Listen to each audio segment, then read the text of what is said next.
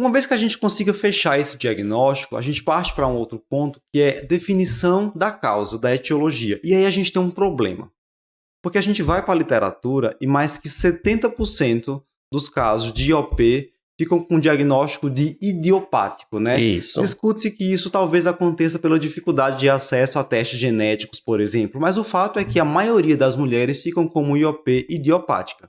Mas existem causas que são bem conhecidas e estudadas, como, por exemplo, iatrogênica, né? A mulher que fez oforectomia, radioterapia, quimioterapia, e nesses casos a etiologia ela é muito evidente durante a avaliação. Isso. Mas, por exemplo, há outras causas como síndrome de Turner, X frágil, causas genéticas ainda pouco estudadas, pouco descritas, e também oforite autoimune. Então vamos colocar aqui para o pessoal qual é a sequência de exames que a gente vai solicitar para tentar chegar, pelo menos tentar, na etiologia da insuficiência ovariana prematura? Então, a primeira coisa, se na história clínica já houver uma causa iatrogênica definida, definiu. Certo. Né? Você já sabe ali que é uma causa iatrogênica. Inclusive, em algumas situações, por exemplo, fez oforectomia bilateral. É óbvio que nem o FSH precisa ser solicitado. Né? A mulher tem menos de 40 anos, ela tem IOP de cara. Né? Então, a história clínica fala a favor de causas iatrogênicas. Não tem nenhuma causa iatrogênica, radioterapia, quimioterapia, cirurgia, na história clínica. Aí a gente tem que pensar nas causas não iatrogênicas mais prevalentes, que seriam as causas genéticas. Certo? Entre as causas genéticas, as duas principais que você já citou, Turner, que é uma alteração cromossômica, e X frágil, que é uma mutação genética. A mutação genética mais associada a IOP. Então, a primeira coisa que você vai solicitar é a investigação para essas duas doenças. Toda mulher com IOP você deve solicitar um cariótipo e deve solicitar pesquisa do X frágil. Solicita a si mesmo, gente. Solicito pesquisa do X frágil.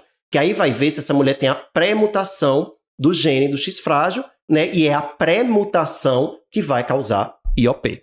Certo? Então a sequência é essa. Isso não mudou em relação ao guideline anterior. Já era orientação sempre pedir esses dois exames para toda mulher com IOP. Aí vem uma novidade.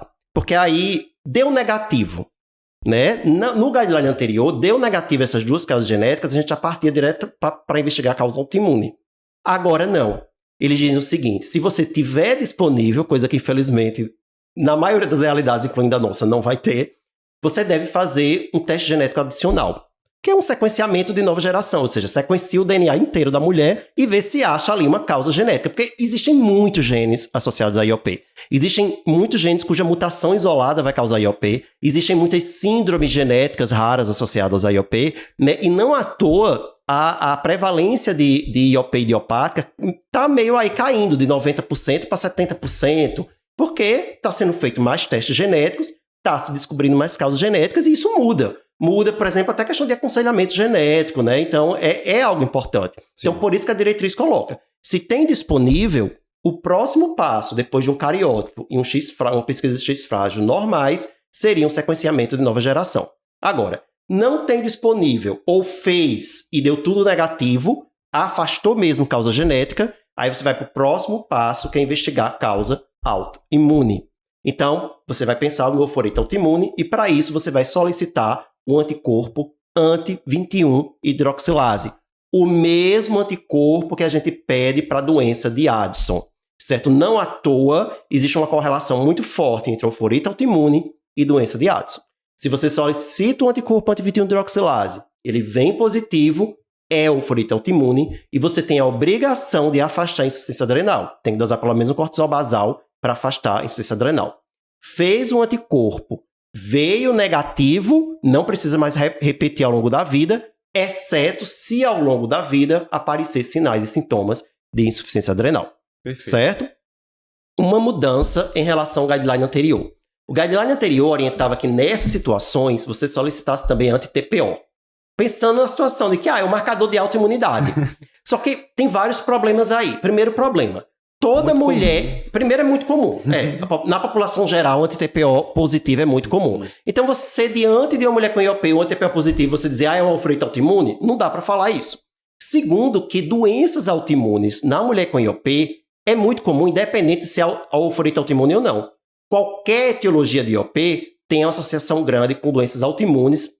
Ninguém sabe muito bem o motivo, talvez pelo hipoestrogenismo, aí seja altere de alguma forma o sistema imunológico dessa mulher. Né? E doença autoimune tiroidiana está entre as principais. Sim. Tanto o guideline diz, toda mulher com IOP deve dosar TSH, independente da etiologia. Mas anti-TPO só vai ser solicitado se o TSH estiver alterado. Então, não vai mais pedir anti-TPO pensando num diagnóstico de euforite autoimune, certo? E anticorpo anti-ovariano, que existe anticorpo anti-ovário, eles têm uma acurácia pior que anti-21-hidroxilase. Certo. Então, anti-21-hidroxilase ainda é o principal. Perfeito, fica um fluxograma bem montado aí. Quando você fala sobre a prevalência de condições autoimunes na mulher com IOP, basta lembrar, por exemplo, que Turner, que é uma das principais causas genéticas, também tem uma alta prevalência de condições autoimunes. Exatamente. Né? Se de repente o colega não tem acesso ao teste genético, mas consegue fazer antes, por exemplo, um anti-TPO, pode dar um diagnóstico equivocado de IOP autoimune, pode ser um na Turner. verdade era algo genético.